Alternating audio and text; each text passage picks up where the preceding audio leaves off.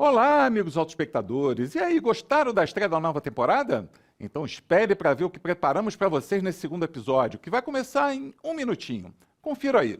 No quadro Resenha, teremos duas novas presenças muito especiais. Primeiro, Paulo Miguel vai analisar como anda o mercado de locação de veículos e, na sequência, Viviane Mansi vai conversar conosco sobre os temas ESG e mobilidade sustentável. De quebra, eu e Márcio vamos analisar dois assuntos bastante quentes do momento. E no quadro entrevista, teremos o prazer de receber o CEO da HP Automotores, que representa as marcas Mitsubishi e Suzuki no Brasil, Mauro Corrêa. Que novidades ele vai dividir conosco? Calma que já vamos revelar já já. Não importa se você trabalha na indústria ou está interessado em produtos ou serviços de mobilidade, ou quem sabe está interessado em saber mais sobre temas como veículos elétricos, novas tecnologias automotivas, dicas para fazer uma boa compra, é aqui no Papo de Garagem que você não perde nenhum detalhe. E tem mais bonés hoje. Já se inscreveu no canal? Tá perdendo. Tá pronto? Vambora. Toca a vinheta que o programa vai começar.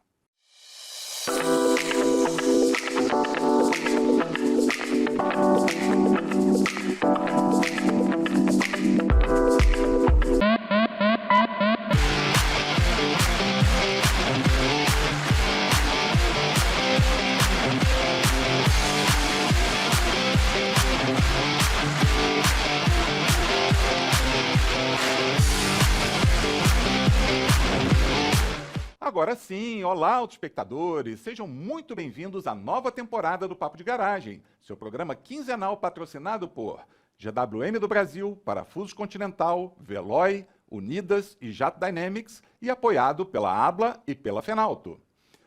Visite o site deles para conhecerem melhor o que podem fazer por vocês. O link está aqui embaixo na descrição. Márcio, essa nova temporada está começando com tudo, hein? Nós temos mais 2 estreantes. Nós temos o patrocínio da Unidas e ainda uma grande entrevista. É verdade, meu amigo Bacelar. Vamos ter um programa fantástico hoje. Nosso amigo Paulo Miguel, vice-presidente da ABLA, e a Viviane Mansi, uma das maiores especialistas do Brasil em ESG, vão participar do quadro Resenha. E o Mauro Corrêa, presidente da HP Automotores, nos dará a honra de participar do quadro Entrevista. E de quebra, vamos analisar 2 assuntos quentes do momento.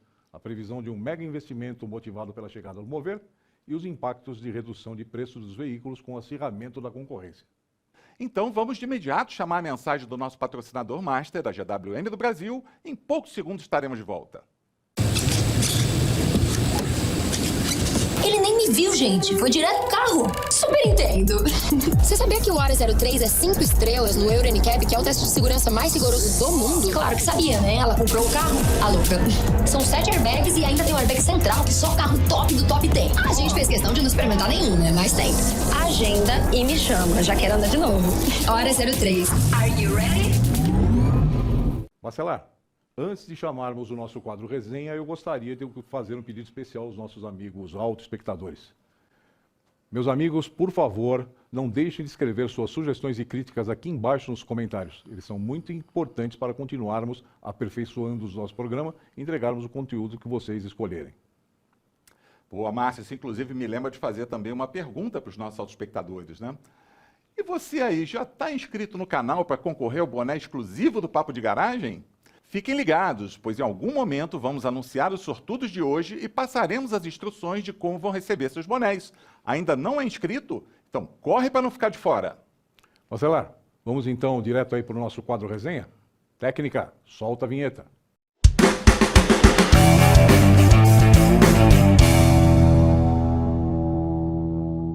Bacelar, eu gostaria de iniciar esse nosso quadro Resenha com um fato relevante que foi a promoção do nosso amigo Rafael Chang, que foi um dos nossos entrevistados na temporada passada do programa, a novo líder da Toyota para a América Latina e Caribe.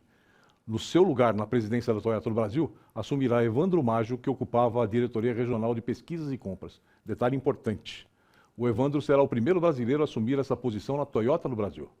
É verdade, Márcio. Ficam aqui os nossos parabéns a ambos e o desejo que deem continuidade ao seu sucesso profissional nos seus novos desafios. De quebra, já fica o convite para o Evandro ser entrevistado por nós aqui no Papo de Garagem, muito em breve. Pois é, né? Quem sabe a gente consegue fazer a primeira entrevista com ele, né? Outra notícia que chamou atenção foi a previsão bastante otimista do vice-presidente da República e ministro da Indústria e Comércio, Geraldo Alckmin, de que o volume de investimento das montadoras em indústria de autopeças, motivados pela chegada do Mover, poderá se aproximar bastante de 100 bilhões de reais ao longo deste ano, cara. Pois é, Márcio. E ressalta-se, inclusive, né, que o presidente da Anfávia, o Márcio Leite, outro que já foi entrevistado por nós no ano passado, não se assustou com o número. Porém, se levarmos em consideração que a soma atual do investimento já anunciados somente pelas montadoras, conforme comentamos no último episódio, já supera os 40 bilhões. Então a chance de chegarmos a esse volume pode ser realmente grande, o que sem dúvida será muito bom para o Brasil. Bacelar, outro assunto que está sendo bastante comentado é essa onda de redução de preços de automóveis que começou com a chegada de novos concorrentes ainda no ano passado. Observe na tela que somente até novembro, data desta matéria, os descontos chegaram na casa dos 20% em mais de um modelo. Você é um especialista nesse assunto.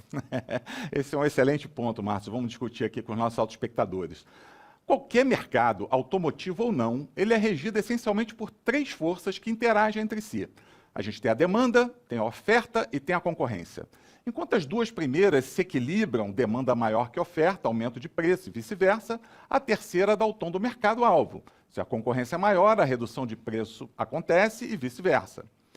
Nesse caso específico, estamos observando o reflexo da força concorrência em ação, com a ressalva importante de que esse é um fenômeno mundial, conforme podemos ver na matéria em tela. Nos primeiros anos, os veículos elétricos, a quantidade de opções era bastante pequena, ou seja, praticamente não havia qualquer impulso forçando preços para baixo. Porém, com a chegada de produtos eletrificados em maior número e montadoras com apetite para se posicionar no mercado, esse impulso apareceu rapidamente. Esse cenário evidencia mais uma vantagem sobre a chegada desses novos players, pois além de colocar produtos de última geração tecnológica à nossa disposição, eles ativam a terceira força, impulsionando os preços para baixo.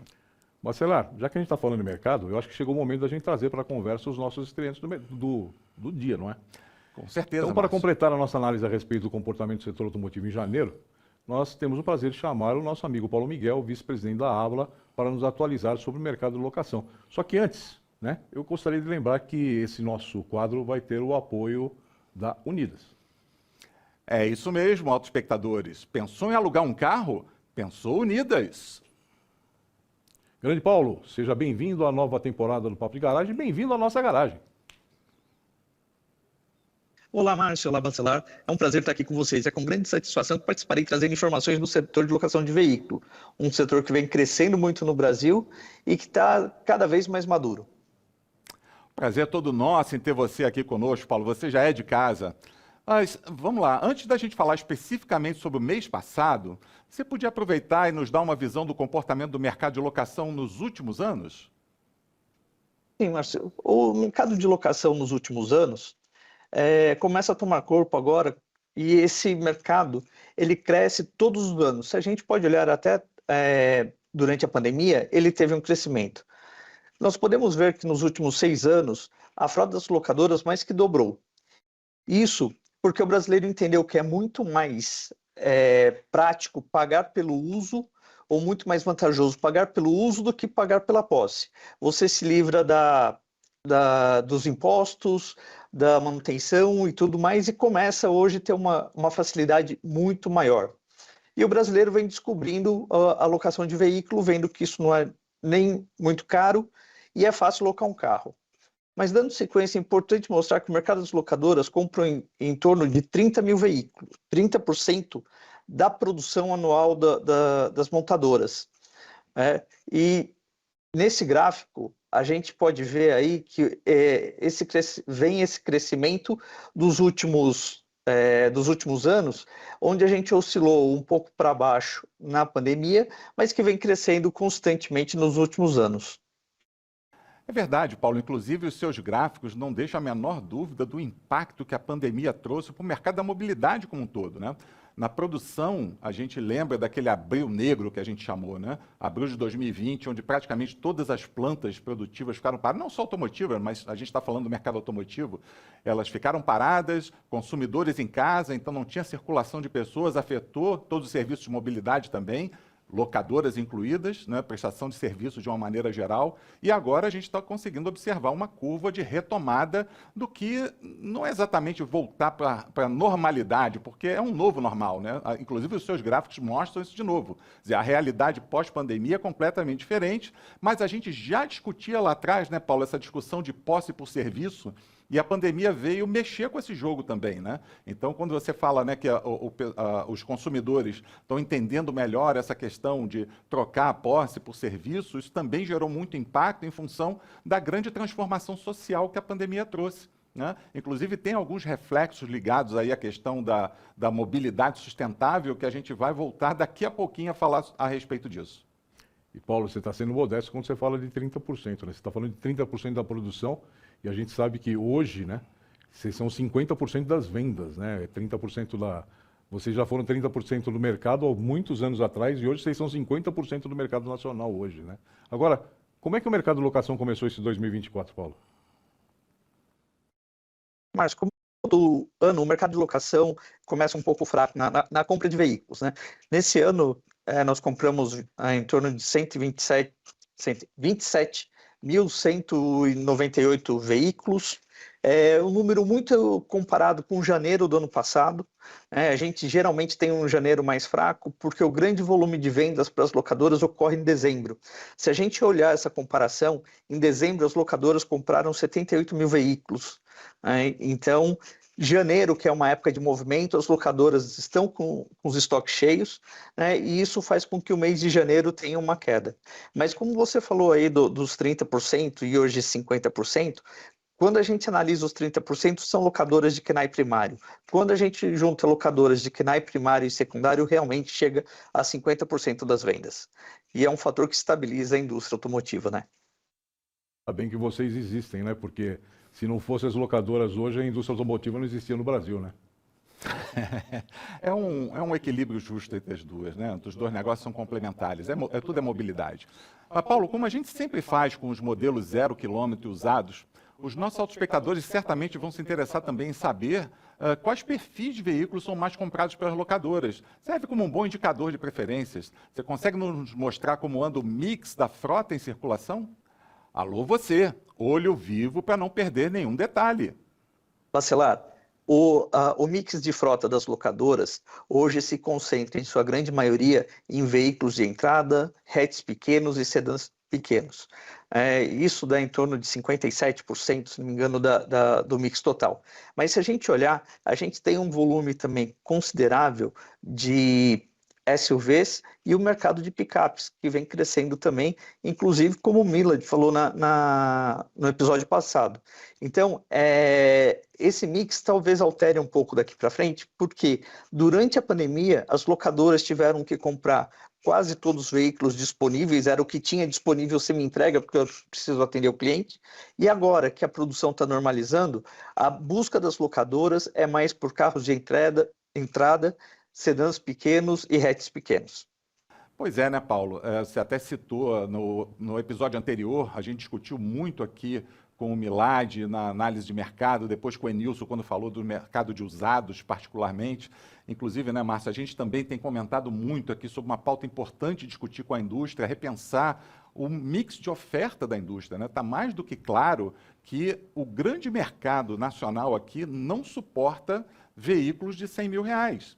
Né? É necessária a análise de uma oportunidade de oferecer veículos de ticket mais baixo, porque aí a gente realmente tinha tudo para estourar as vendas, voltar lá para 3 milhões, 3 milhões e meio, e você vê que até na escolha das locadoras, é óbvio que as locadoras elas optam por esses modelos em função de análise de mercado que eles também fazem, né? Quais são os preferidos dos potenciais usuários dos serviços de vocês? Também é porque o ticket médio, o TCO é mais barato, né? Então você observa no teu slide que quase 45% mais ou menos é carro de entrada e carro pequeno. Então, assim, é mais do que necessário, a sinalização é mais do que clara de que existe uma lacuna de mercado muito grande que a gente tem que pensar como explorar. Claro que o custo de produção dos veículos está muito alto, mas a gente tem que pensar nisso, né, Márcio? Lógico.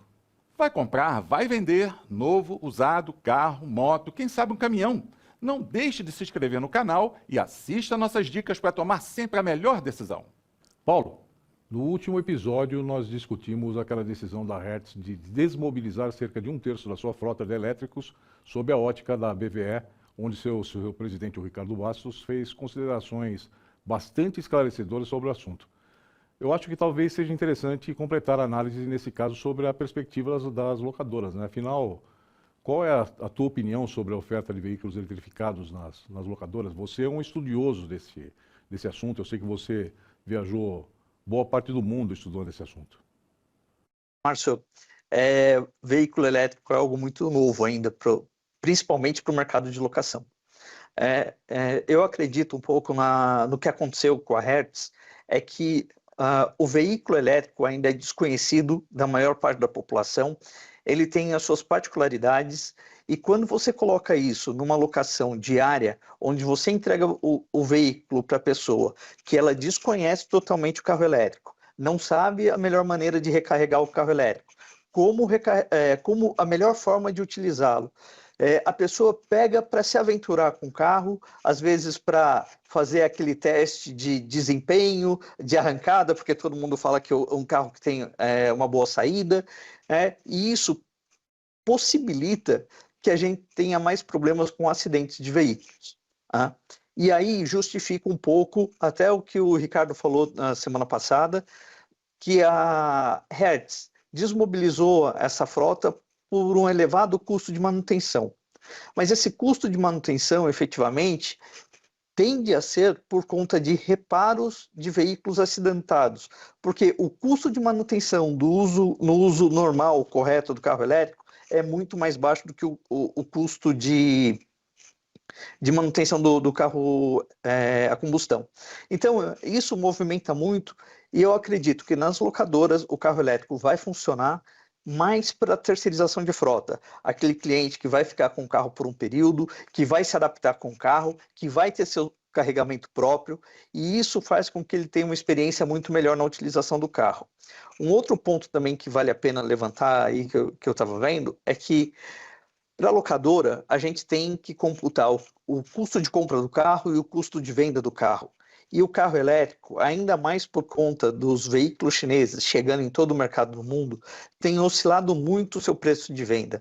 Então você compra um carro elétrico por um valor muito alto e depois, até por conta da concorrência entre os pilares que o Bacelar falou, o preço baixa, então você tem uma grande desvalorização do carro para venda. E como o giro de locadora depende disso, isso também prejudica, e isso pode ser um dos fatores também que vieram a fazer com que não só a Hertz como a Sixt lá no exterior repensassem um pouco a estratégia dos veículos elétricos, tendo em vista que o negócio deles é locação diária. Se a gente pegar a locação de longo prazo, o cenário é outro, tá? As questões eu acho que são cruéis, né? Essa questão do preço de revenda realmente é muito nervosa, né? E essa questão de que não existe ainda um perfil muito definido da utilização do veículo elétrico em todo o mundo, né? A gente conversou bastante no ano passado a respeito disso, em cima dos estudos que você estava realizando, inclusive, né? Em razão da falta de estrutura de abastecimento, né? Eu acho que também é muito cruel também, né? É um problema que muitos países do mundo ainda estão enfrentando, né, Paulo? Não, com certeza, Márcio. Eu acho que é o tempo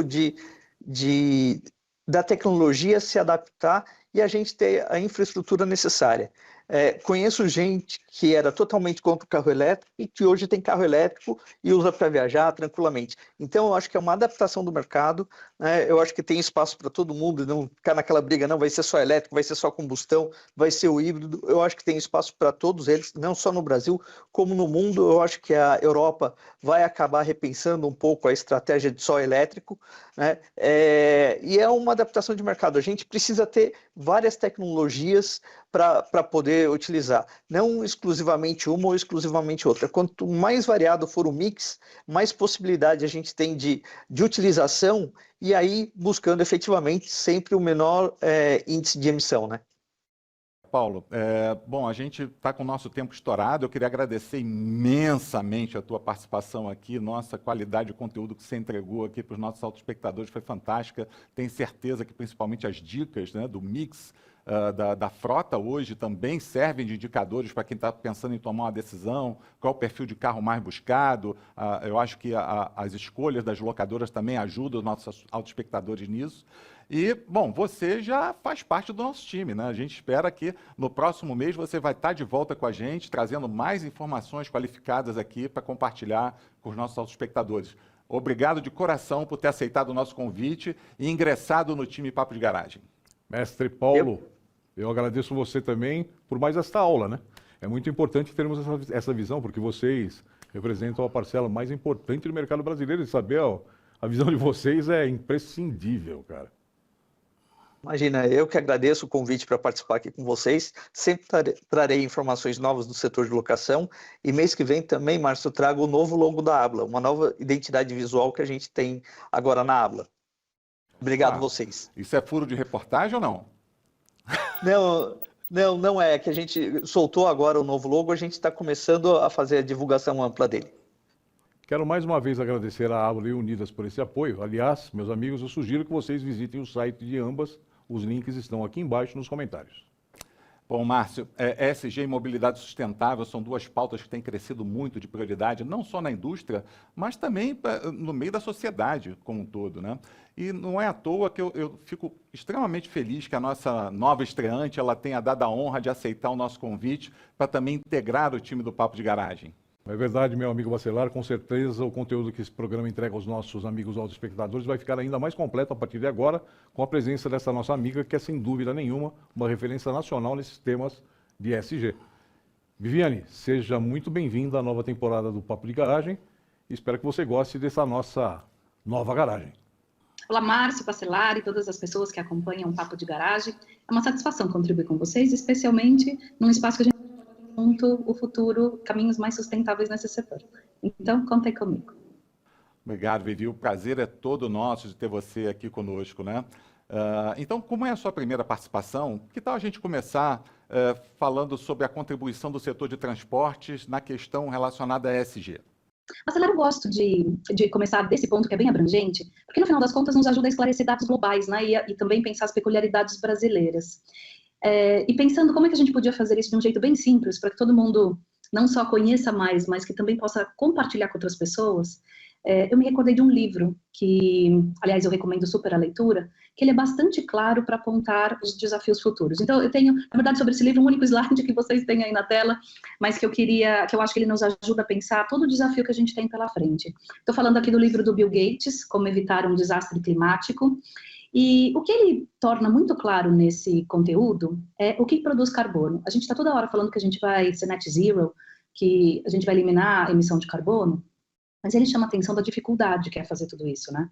Então, quer dizer, o que emite carbono no mundo? O que mais emite carbono tem a ver com as coisas que nós fabricamos, grandes coisas, né? Por exemplo, cimento, aço, plástico. Isso dá conta de quase 30% das emissões globais. Agora, o segundo grupo que mais emite carbono é ligar as coisas na tomada. Então, nós estamos falando aí de 26% da contribuição global. E depois, em terceiro lugar, cultivar e criar coisas, né? Entra o agrobusiness em geral, então plantas e animais, 22%. E só aí entra a questão dos transportes, né? Que a gente discute mais fortemente aqui no Papo de Garagem. E aí nós estamos falando de transporte como um todo, né? De aviões, caminhões, carros, cargueiros e tudo mais que está, né? Que tira coisas de um ponto e coloca coisas no outro ponto. E aí, mais 7%, a gente está falando aqui só das grandes coisas, manter as coisas quentes e frias, né? Estamos falando de sistemas de aquecimento, ar-condicionado, refrigeração.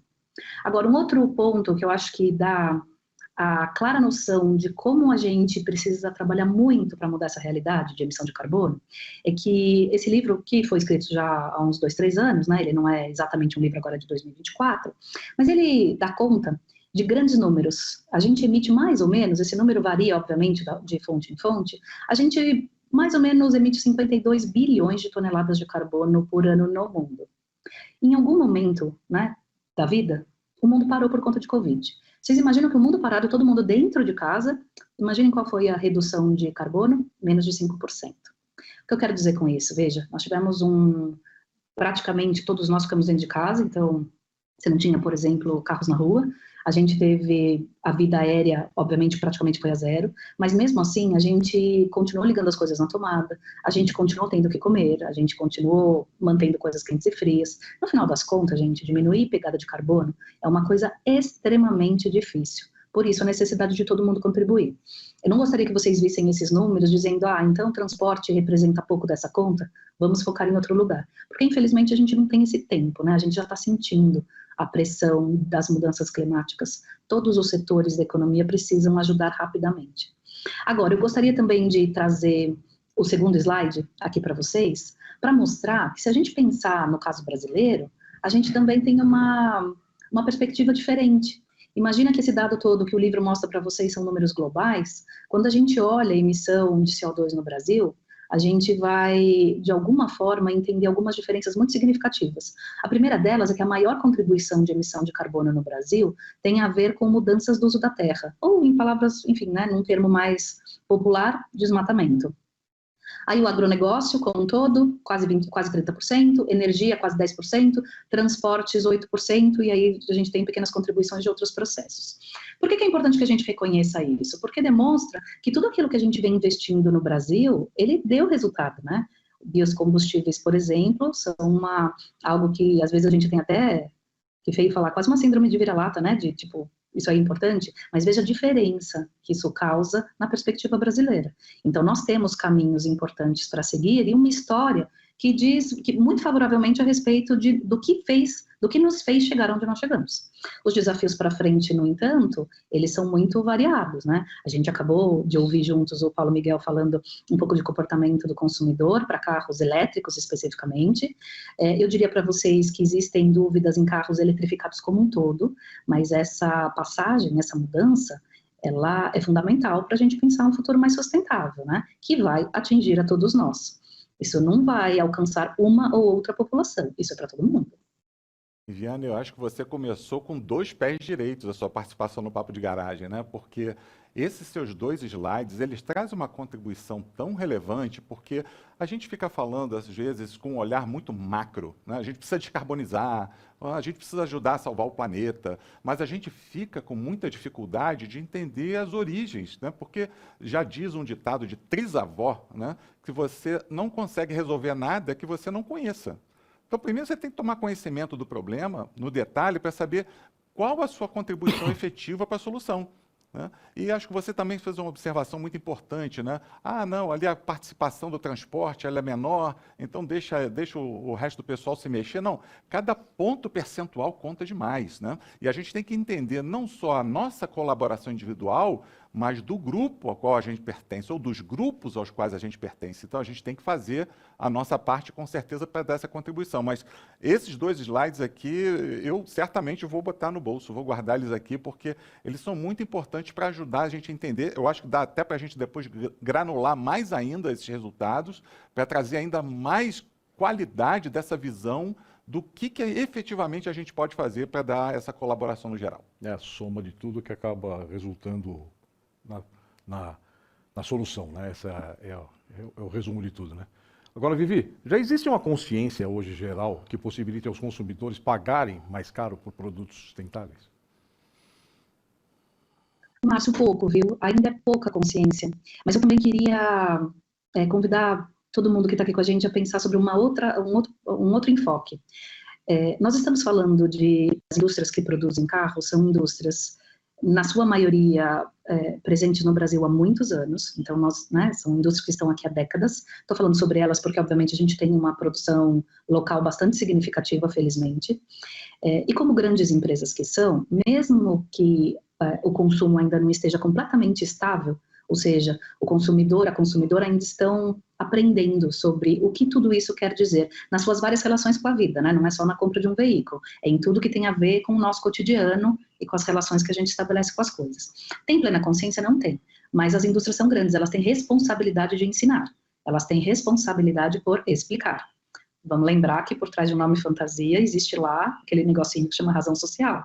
A gente precisa pensar um futuro que eu consiga ter bons produtos e serviços, mas que eles estejam alinhados à expectativa, né, do bem viver. Às vezes vai, né, mais longe do que a consciência que a gente tem hoje. Então, eu particularmente entendo que o futuro dos elétricos, dos eletrificados em geral, né, para a gente falar de uma categoria mais ampla, ele é inevitável, ele tem uma contribuição importante, agora que a gente não veja apenas isso. Quando a gente olha a responsabilidade da indústria, a gente deveria pensar em todo tipo de insumo que ela usa nos veículos, porque isso tem uma contribuição, né, de impacto no meio ambiente muito significativa. Como é que a gente vai fazer desmanteling lá quando um carro não for mais útil, quando ele não rodar mais? Com qual qualidade a gente cria e mantém emprego localmente, com qual qualidade a gente traz veículos de fora para cá, como é que a gente nacionaliza a nossa operação, qual a diversidade que a gente traz de pessoas para trabalharem nas nossas empresas. Então, veja, a empresa que realmente quer dar uma contribuição para além do seu produto ou serviço, ela tem que pensar aí numa quantidade de coisas bastante variada, que vai para muito além do motor que eu uso no carro. A gente deveria colocar todas essas questões dentro daquilo que eu vou aqui simplificar como proposta de valor. Tem coisas que a gente já tem muita clareza sobre o que a gente compra e o que a gente não compra, porque a gente não compra só um produto, a gente compra o que aquela marca significa pra gente. Né? Então, quando eu decido comprar uma calça jeans de uma marca X e não Y, é isso. Quando eu resolvo comprar um celular de uma marca X ou Y, também está embutida essa decisão. Quando eu decido ir num restaurante ou no outro, também. E cada vez mais isso estará em bens de maior valor agregado, como é o caso dos carros. Quando a gente tem consciência de onde vem e para onde vai tudo aquilo que a gente compra, a gente se torna corresponsável, né? Quando a gente não tem consciência, a gente é vítima de decisões alheias, não é um bom lugar para estar. Vivi, recentemente a gente teve aqui uma ação do governo tentando incentivar a indústria de ônibus elétricos brasileira. O que você acha desse tipo de encaminhamento do governo aqui no Brasil? Eu acho muito positivo que a gente busque incentivar a indústria local em todas as áreas da economia. Por que isso? Porque nos dá a oportunidade de gerar emprego e renda. E, gente, a gente pode discutir o que a gente quiser de um mundo mais sustentável. Não tem nada que empodere mais as pessoas do que dar a elas a oportunidade de ter emprego e renda para que elas tomem suas próprias decisões.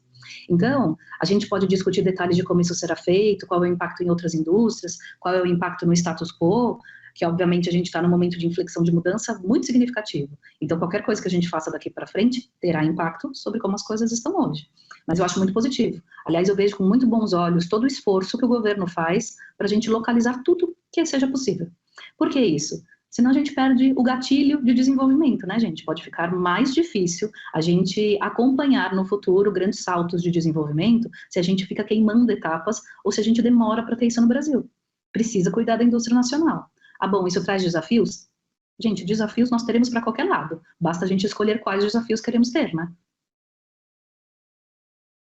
Vivi, queria agradecer muito a você a oportunidade que você está tendo, que você está dando aqui para a gente, de estar aqui com a gente aqui na garagem. Você sabe que eu admiro muito o trabalho que você tem desenvolvido aí ao longo da tua carreira. Você é uma grande profissional, uma grande especialista nesse assunto. Você desenvolveu um trabalho excelente na Toyota e eu tenho certeza que você vai continuar levando esse assunto do ESG à frente de uma forma brilhante aí no futuro da tua carreira, né? Então eu agradeço você muito pelas chances que você está dando de trazer esse assunto aqui para a gente aqui e para os nossos autoespectadores. Sem dúvida nenhuma, Márcio. Viviane, assim, os agradecimentos que o Márcio fez eu dou eco, né? Você sabe, eu já falei, até me emocionei um pouco na hora de te anunciar aqui, dei uma gaguejada, mas estou extremamente feliz, né, da gente poder contar com a tua qualidade de conhecimento nesse assunto, que é uma lacuna, efetivamente, né, no mercado. E só para você ter uma noção do impacto, né, já apareceu aqui uma pergunta para responder no próximo programa. Olha só. A pergunta para a gente explorar aqui, o pedido, né, para a gente explorar como é que está o atual cenário real do ESG nas empresas. Acho que a gente pode focar na própria indústria automotiva ou da mobilidade, né, e eventuais alternativas de ferramentas para ajudar nessa gestão. Então, já fica aqui, já estou dando a dica de, no mês que vem, a gente trazer esse conteúdo aqui junto contigo e outros que a gente possa definir aí também de conteúdos relevantes. Bora, vamos fazer isso. Eu acho que é sempre uma oportunidade de aprendizado coletivo. Para mim também, ouvindo quais são as preocupações, o que mais a gente se dispõe a pensar em profundidade, conversar sobre isso ajuda a gente a ajustar a musculatura, né? Para alcançar isso tudo mais rapidamente. Vai ser um prazer bater esse papo com vocês daqui a um tempo. Meus amigos autoespectadores, não se esqueçam, por favor, de encaminhar suas sugestões e pautas para os próximos episódios. O e-mail está na descrição aqui embaixo. Meus amigos, chegou o momento do nosso tão aguardado quadro entrevista. Mas antes, é importante lembrar que este nosso programa tem como patrocinadores a GWM do Brasil, a Continental Parafusos, a Veloy, a Unidas e a Jato Dynamics. Além disso, é apoiado pela Abla e pela Fenalto. Sugiro a visita ao site deles, os links estão aqui embaixo na descrição. Márcio, antes de começar a entrevista, que tal a gente apresentar os ganhadores de hoje do boné do Papo de Garagem? Grande ideia, vamos lá. Senhoras e senhores, aqui estão os sorteados desse episódio dentre as pessoas inscritas aqui no canal. Vou até botar o boné aqui para anunciar. Olho na tela. Então vamos lá, os sorteados de hoje são Flávio Palovan, Murilo Salomão e Luiz Katz. Atenção para as instruções. Vocês devem entrar em contato com a nossa produção através do e-mail que está aqui embaixo na descrição do episódio para combinarmos como vamos enviar os bonés para vocês. Aguardamos os felizardos. Vocês têm um prazo de até 7 dias corridos para fazer contato conosco. Olho vivo! E você, ainda não está inscrito no nosso canal? Então se inscreva agora mesmo e não perca o próximo sorteio. Agora sim, técnica, solta a vinheta do nosso quadro Entrevista.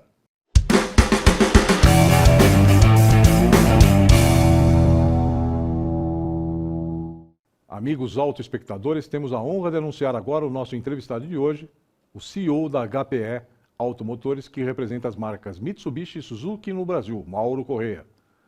Atuando como CEO da HPE, desde março de 2023, o Mauro é um dos mais experientes executivos do setor automotivo brasileiro. Formado em Engenharia Mecânica pela FEI, Faculdade de Engenharia Industrial, ele também tem MBA em Negócios pela Universidade de Michigan, nos Estados Unidos. Possui mais de 30 anos de experiência no setor automotivo, sendo 20 na Ford em diversas áreas. Também foi responsável pela implementação da fábrica de Camaçari, na Bahia. Durante 2 anos ocupou o cargo de diretor de operações da fábrica da Volkswagen em São Bernardo do Campo e também passou por empresas como Nokia, Sempre Toshiba, Scalina e mais recentemente foi Country Manager na Metal Frio do Brasil. Mauro ingressou como vice-presidente do Grupo Caoa e Hyundai Chery em fevereiro de 2014. Lá atuou como responsável pelas áreas de engenharia de produto, importação, compras, produção, venda e distribuição, dentre outras funções. Em 2016 ele assumiu a presidência da empresa, cargo que exerceu até recentemente. No período 2017 e 2019, Mauro também atuou como presidente da SAE Brasil, tendo sido o primeiro presidente da entidade vindo de uma montadora nacional. Mauro, é um enorme prazer te receber aqui no Papo de Garagem. Eu quase perdi o fôlego de ler o teu currículo, cara, de tanto trabalho que você já fez nesse nosso setor automotivo. Muito obrigado por aceitar esse nosso convite e seja muito bem-vindo à nossa garagem. Lá. É um prazer muito grande estar com vocês nesse programa que eu gosto muito de ver, o Papo de Garagem. É bem intimista e é uma oportunidade de trazer informações relevantes para os nossos telespectadores. Mauro, o prazer é todo nosso te receber aqui, né? Inclusive, estava ouvindo, né, o Márcio comentar aqui sobre o teu currículo. A gente ainda tem a nossa ligação lá no Conselho da SAE também, né? Então a gente está bastante conectado. Bom, com o currículo não deixa dúvidas, né, Mauro? Você é um dos profissionais mais experientes do setor automotivo, uma carreira brilhante, inclui passagens vitoriosas por diversas empresas. E ao chegar à HPE, liderada pelo nosso estimado amigo Eduardo Souza Ramos, a quem a gente deixa um abraço, qual será a sua grande missão nessa nova empreitada? Olha, primeiro deixa eu agradecer aqui os elogios. Eu acho que nós três aqui trabalhamos há muitos anos para o bem da indústria da mobilidade, para a indústria mobilística, mas fico muito satisfeito e muito lisonjeado de receber esse elogio de 2 pessoas tão conhecidas nesse segmento. Eu acho que vocês sabem que qualquer indústria automotiva ela tem um tripé, né? Ela tem a nossa rede de distribuição, nós temos o tripé como nós gerimos a nossa montadora e a terceira é a marca. Então, acho que os grandes desafios que nós temos, que eu tenho aqui dentro da HPE, nós temos como grupo, é como nós crescemos com essas 3. E para isso, precisa estar muito mais próximo da rede de distribuição, entender muito bem o que acontece na ponta, tem que estar muito mais próximo do que é o nosso provedor de tecnologia, que é a Mitsubishi, que é uma marca maravilhosa no mundo, e tem que também estar muito mais próximo dos funcionários e principalmente do mercado. Então, eu acho que aqui tem um desafio de aproximação de tudo isso para termos grande sucesso. Porque nós precisamos aumentar a capilaridade, atender em diversos pontos do Brasil, nós precisamos trazer produtos novos para a marca, nós precisamos ampliar, né, o nosso portfólio e, ao mesmo tempo, nós precisamos entender muito bem o que o consumidor quer para termos ter certeza que vamos atender às necessidades e expectativas desse que é, para nós, o ator mais importante em todo esse cenário. E, por fim, não podemos esquecer, né, não podemos deixar de lado os nossos funcionários, que são aqueles que realmente fazem o negócio acontecer. Então, acho que como o grande desafio é como unimos tudo isso, como colocamos um norte muito claro para podermos trazer para dentro da companhia melhores resultados e, ao mesmo tempo, trazemos uma experiência diferenciada para o nosso consumidor, trazendo novos produtos, novos formatos de serviços e novos formatos de experiência propriamente dito com os nossos produtos. Muito bom, Mauro. Mauro, nessa questão de ampliação do portfólio de produtos, né, que hoje é atualmente composto por apenas 2 modelos, né? Recentemente você até sugeriu que um desses novos produtos poderia até ser híbrido, né? Com a chegada do Mover, agora lançado pelo governo no final do ano, a gente já pode confirmar essa informação? Márcio, realmente, hoje nós temos no portfólio 3 produtos. Nós temos a Eclipse Cross, nós temos a Pickup L200 Triton e nós temos a Pajero Sport. Sim, nós vamos ter um carro em breve, estamos acabando o desenvolvimento, um carro híbrido, né? Nós vamos ter um carro híbrido até o final desse ano, início do ano que vem. Mas nós estamos tomando todo o cuidado que é natural da nossa marca no seu desenvolvimento para o mercado brasileiro.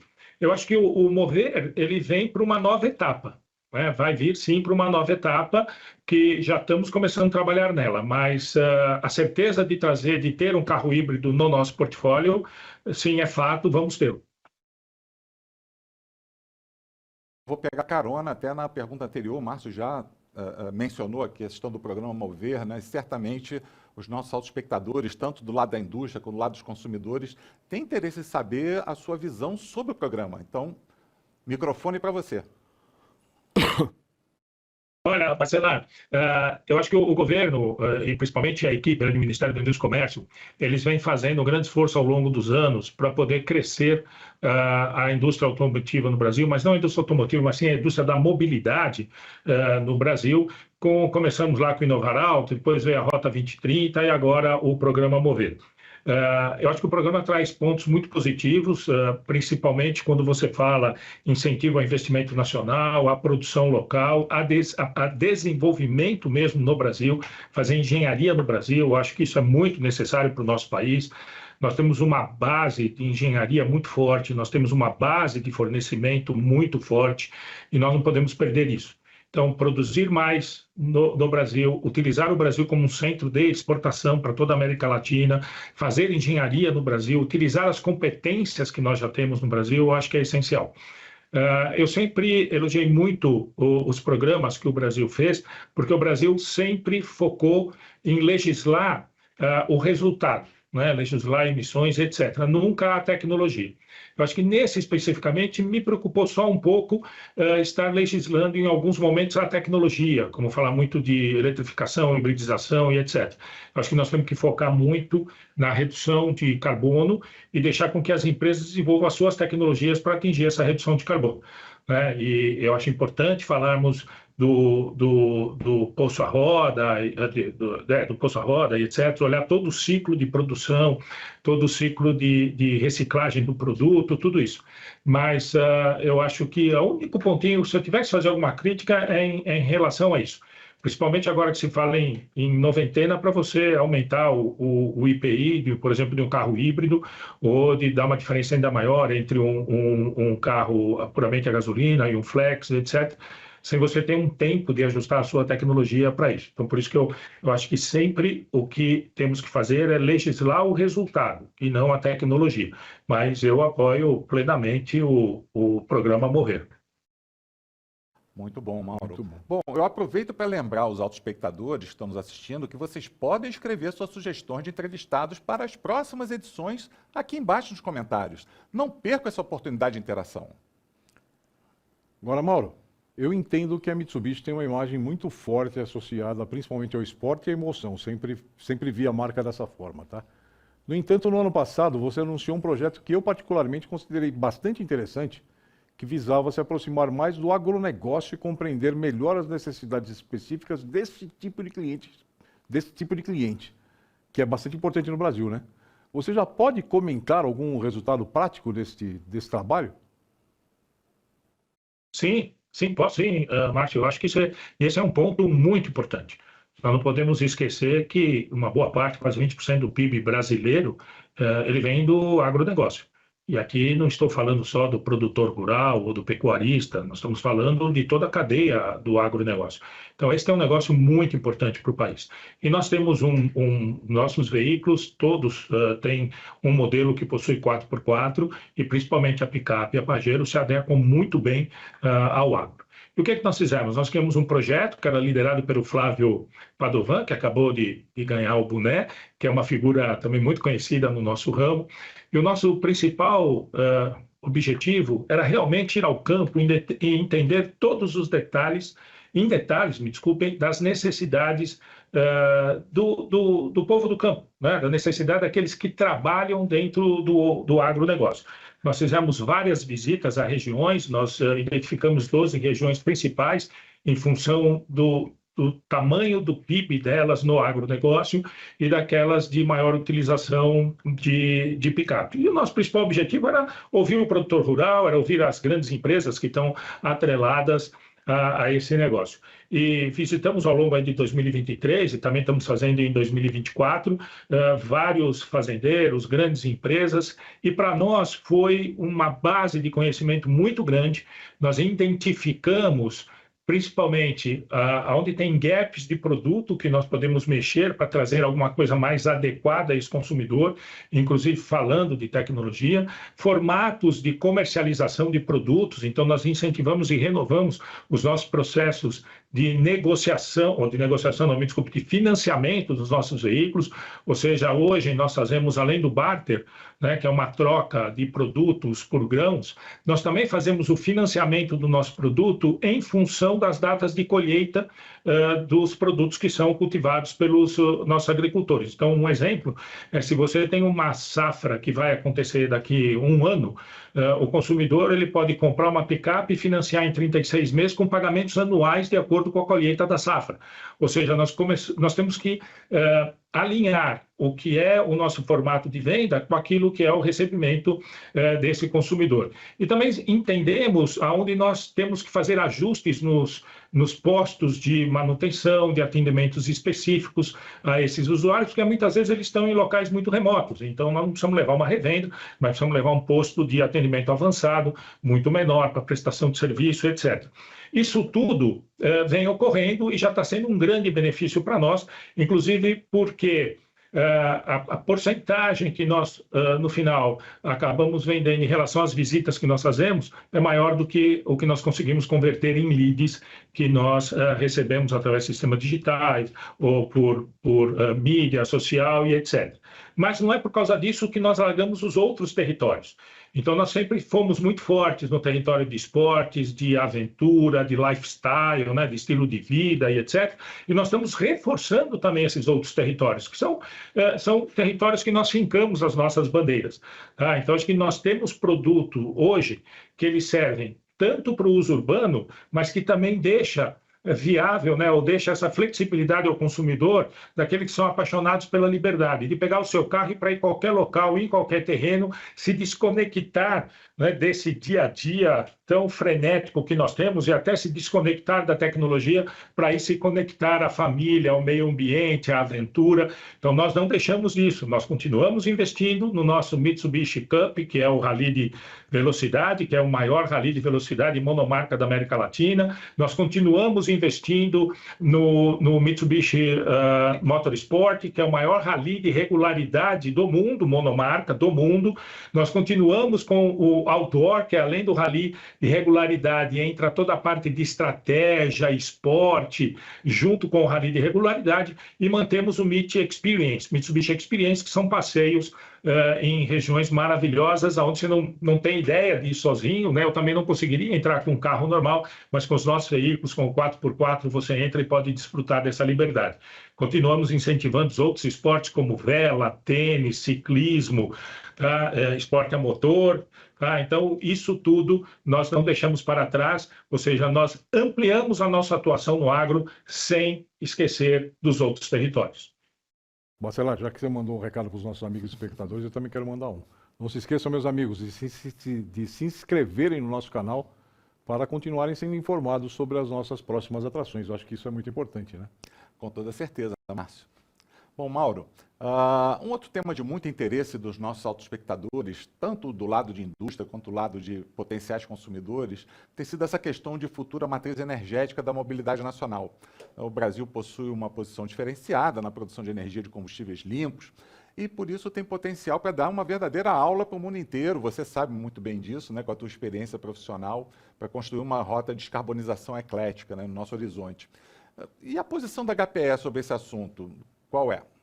O Bacelar levantou um ponto muito interessante, né, nessa diversidade que é o Brasil.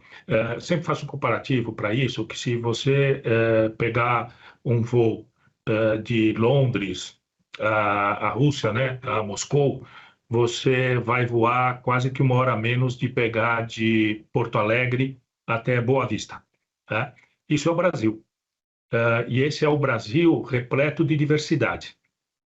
E o Brasil também, como a Noruega, é o único país que tem mais de 85% da sua matriz energética de energia limpa, né, gerada através de energia limpa. Então, isso é uma dádiva de Deus para o nosso país, né? Isso eu acho que é uma disponibilidade que nós temos que deixa aqui inveja para qualquer outro país que hoje se preocupa com o meio ambiente e que se preocupa com a geração de energia. Olhando isso e vindo para a indústria da mobilidade, o que nós vemos claramente é que nós vamos sim ter no Brasil ainda espaço para vários tipos de tecnologias que irão movimentar os nossos veículos. Então, o Brasil ainda é um país que dá um exemplo na produção de etanol, então acho que veículos a combustão ainda vão existir. Os veículos híbridos e elétricos são essenciais, na minha visão e na nossa aqui, para grandes centros urbanos. Então, quando você fala concentração, né, de monóxido de carbono, etc., nos grandes centros, poderá ser muito reduzida com a utilização de veículos elétricos ou híbridos, ou de preferência plug-in, que vão poder ser utilizados ou só com energia elétrica ou até com combustão. Mas quando você começa a fazer longas distâncias ou quando você começa a ir por campo, nós ainda não temos essa infraestrutura, principalmente para produtores rurais, de sair de uma propriedade A e para uma propriedade B, onde às vezes ele tem que rodar 700 quilômetros em estradas não pavimentadas. Então, ainda vejo que o motor a combustão, e principalmente o diesel, que te dá uma autonomia muito maior, ainda vai ser muito importante durante um longo período para o Brasil. E essas regiões têm a competência ou têm a capacidade de regenerar, né, o ar, né, de fazer a fotossíntese, de limpar o ar, tem muito mais vento, tem uma concentração muito menor de geração de CO2. Por isso que eu vejo que essa mescla de tecnologia ainda vai ser muito importante ao longo do tempo. E mesmo assim, essa mescla de tecnologia, esses motores a combustão, eles passarão por inovações. Nós estamos vendo aqui várias multinacionais, várias empresas muito importantes dizendo que já estão com motores de última geração diesel, que tem uma redução de CO2 muito grande, e inclusive algumas estendendo o seu plano de produção somente de motores elétricos e parando de falar que motor a combustão vai desaparecer. Eu acho que nós estamos ainda no entendimento de todo este ciclo, de toda essa transição energética. Eu vejo que nós vemos aqui que os carros elétricos, os carros eletrificados, me desculpe, mas não só elétrico puro, né? Mas os carros eletrificados vieram para ficar, mas que não vão descartar totalmente, neste momento, os outros veículos a combustão pura. Eu acho que essa transição vai ser mais longa do que nós esperávamos e eu não vejo que vai acabar totalmente com ela ao longo de um período ainda que eu não sei, vamos dizer, fazer um forecast, né, de fazer uma previsão. Mas eu ainda vejo que nós vamos conviver com essas tecnologias por um longo período de tempo. Mauro, Considerando que boa parte da nossa audiência é formada por jovens que desejam construir uma carreira profissional de sucesso, como a que você construiu, por exemplo, já virou uma tradição aqui do nosso programa encerrarmos a entrevista convidando o nosso entrevistado a dar algumas dicas de prioridade de formação. Por exemplo, que tipo de competências a HPE, que é a tua empresa, mais valoriza ao contratar novos talentos hoje? Olha, Márcio, acho que se tem primeiro alguma dica faça aquilo que você gosta, faça aquilo pelo que você tem paixão por fazer. Não pense naquilo que vai te trazer um maior retorno financeiro, porque muitas vezes você vai ser um profissional muito frustrado e que não vai dar o retorno. Então, fazer aquilo que você ama, aquilo que te faz bem, aquilo que te deixa feliz, é muito importante. Nós passamos a maior parte da nossa vida dentro do ambiente do trabalho, em quantidade de horas por dia. Se você não está fazendo aquilo que você gosta, você não vai ser um excelente profissional. E não tem isso de dizer o engenheiro vai ganhar mais dinheiro, ou se você for médico, se for isso ou aquilo, do que qualquer outra profissão. Não existe isso. Você vai ser feliz e bem remunerado quando você faz aquilo que você gosta. Então, acho que para mim é o primeiro ponto. E o que nós procuramos muito aqui, primeiro são pessoas que venham fazer aquilo que elas gostam, né? Pessoas que realmente estão aqui porque têm um interesse pelaquela profissão, que eu acho que é, como eu comentei, uma coisa muito importante. Segundo, a formação. Eu acho que o estudo, a integração com a universidade, essa procura pelo conhecimento é sempre muito importante. Então, eu gosto muito de profissionais que estão sempre procurando se atualizar, sempre procurando aprender mais, seja com pessoas que já têm mais experiência, seja numa startup, seja numa palestra, numa universidade, onde a troca com os estudantes é muito importante. Então, a busca pelo conhecimento, eu acho que é muito importante. Eu sempre gostei e ainda procuro sentar em banco de escola. Eu estava fazendo o MBA do agrobusiness há pouco tempo atrás, né, coisa de 2 anos atrás. Então, eu acho que isso é muito importante. E o outro é aqueles que se identificam com a empresa, porque esses que gostam do que fazem, têm boa formação, procuram o conhecimento e se identificam aonde eles estão, se identificam com os nossos valores, né, com os nossos objetivos, são aqueles que vão trazer o maior resultado para a empresa e, consequentemente, vão trazer o maior resultado para o consumidor, que é aquele que mantém a nossa empresa. Nós precisamos de gente satisfeitas, felizes, que se identificam com aquilo que nós fazemos para podermos levar o melhor de nós para os nossos consumidores, para que eles tenham experiências inesquecíveis com os nossos produtos, com os nossos serviços e com os nossos eventos que os desafiam a levá-los à liberdade. Então, eu acho que é isso que traz aqui para nós um ambiente diferenciado. Nós temos aqui dentro pessoas que amam o que fazem, que amam o 4x4, que amam o agronegócio, e é isso que nós procuramos. Mauro, muito obrigado por, mais uma vez, ter aceitado o nosso convite. Sabe, foi uma honra tê-lo novamente aqui conosco e obrigado por ter aceitado o nosso convite de novo e obrigado por ter vindo aqui na nossa garagem e abrilhantado o nosso programa.